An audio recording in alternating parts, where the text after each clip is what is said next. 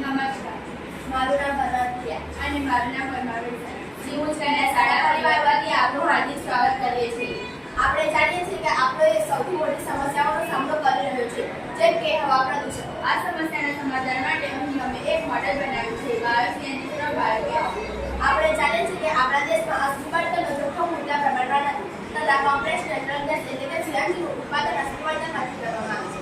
ભવિષ્યમાં આ અસ્તિત્વ ખૂટી જવાની સંભાવના છે, જેની અવેજીમાં બાયોસીએનજીનું ઉત્પાદન કરી તેનો ઉપયોગ કરી શકાય, જે ખૂટી જવાની સંભાવના નથી. આ બાયોસીએનજીની જાણકારી માટે અમે એક મોડેલ બનાવ્યું છે. અહીં જૈવિક કચરાને ટ્રાન્સપોર્ટેશન યુનિટમાં લાવવામાં આવે છે.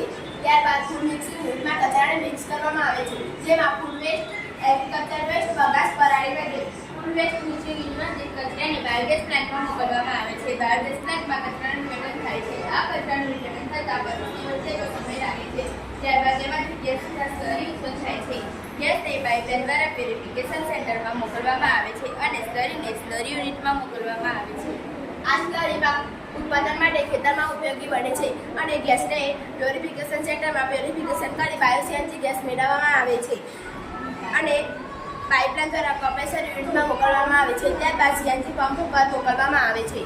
આ બાયોસીએનજી ગેસનો ઉપયોગ બળતણ તરીકે કરી શકીએ છીએ તથા પ્રદૂષણ અને વાયુ પ્રદૂષણ અટકાવી શકીએ છીએ.